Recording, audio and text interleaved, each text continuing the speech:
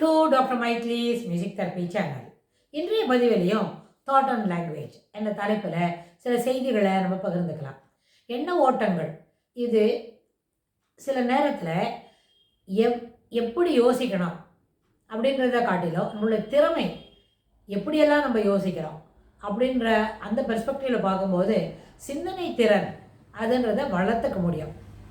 ஒரு சாதாரணமாக ஒரு சில விஷயங்களை ஒருத்தர் சொல்லுவாங்க, ஒருத்தர் கேட்டுப்பாங்க, அப்படி இருக்கும். இல்லைன்னா ஒருத்தர் சொல்லுவாங்க, ஒரு குரூப்பில் இருக்கிறவங்கலாம் கேட்டுப்பாங்க. ஆனால் அதை செயல்படுத்தும் பொழுது அந்த குழுவில் இருக்கிற அத்தனை பேருக்கும் ஒரே மாதிரி அணுகுமுறை இருக்காது. அதில் வேறு வேறு மாதிரி இருக்கும். ஏன் அப்படின்னு கேட்டால், அந்த வேறு வித்தியாசமான அணுகுமுறைகள் இருப்பதற்கு காரணம் அவங்களோட பெர்ஸ்பெக்டிவில் அவங்க இந்த சமுதாயத்தை பார்க்குற கண்ணோட்டத்துக்கு ஏற்ப அவங்களோட அணுகுமுறை மாறும். இது ஒரு சாதாரண விஷயம்தான். ஆனால் இது எல்லாருக்குமே தெரியக்கூடியது. ஒருத்தர் சொல்கிறாங்கன்னா அதே மாதிரி பெர்ஸ்பெக்டிவில் நம்மளும் யோசிக்கணும்னு அவசியம் இல்லை. அதை என்ன பண்ணலாம், மாற்றி யோசிக்கலாம். மாற்றி யோசிச்சங்க அப்படின்னு சொல்லுவாங்க, அது நல்ல பெனிஃபிட்ஸ் தந்திருக்குமா இருக்கும், சிறப்பான ஈல்டு கொடுத்துருக்குமா இருக்கும்.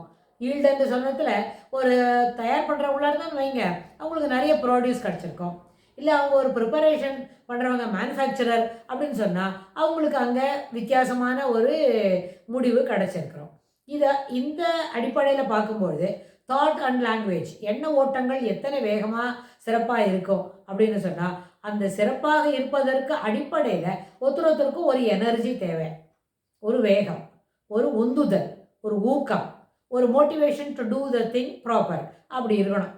இந்த உந்துதல், ஊக்கம் அப்படின்னு சொல்கிறோம். அதனோடது motivation to do the things properly, to do the things correctly, அப்புறம் அக்செப்டபுளாக பண்ணணும், எல்லாரும் ஏற்றுக்கொள்ள வகையில் அதை செய்யணும். அப்படின்னா அதுக்கு ஒரு தனிப்பட்ட முறையில் ஒரு ஊக்கமும் ஒரு உந்துதலும் தேவை அப்படின்னு நம்ம பார்க்கணும். அந்த உந்துதல் பார்க்கும்பொழுது அங்கே என்ன வேணும், நம்மளுக்கு ஒரு energy to do the work, energy to complete the task given at you. உங்களுக்கு கையில் கொடுத்துருக்கிற அந்த வேலையை சிறப்பாக முடிக்கிறதுக்கு தேவையான அளவுக்கு உங்களுக்கு என்ன வேணும், ஒரு உற்சாகமும் உறுதியும், முடிக்கணுன்ற உறுதியும் வேணும். இந்த உறுதின்றது எங்கே, வெளியில் கிடைக்குமா? இல்லை.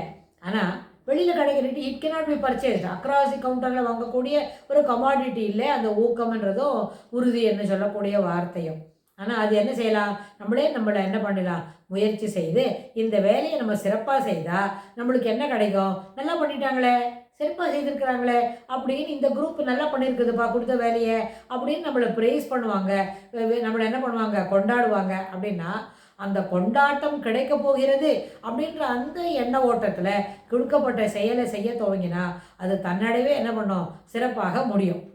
சிறப்பாக முடியும். நம்ம குழுவில் இருக்கிற 3 பேரோ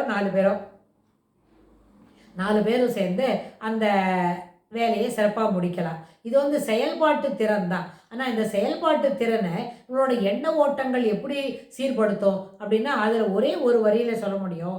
அந்த செயல்பாட்டு திறனை எண்ண ஓட்டங்கள் சிறப்பை எப்படி படுத்தும் அப்படின்னா, நம்மளுடைய சிறப்பான ஒரு முயற்சி இதை செய்ய முடியும் அப்படின்னா அந்த எண்டு ரிசல்ட்டை பற்றி நம்ம தெரிஞ்சுக்கிறோம். எண்டு ரிசல்ட்டை முதல்ல படிச்சு விட்றோம். அப்போ என்ன ஆகும், இதெல்லாம் நம்மளால் செய்ய முடியும் அப்படின்னு நம்ம தெரிஞ்சுக்கிறோம் இல்லையா.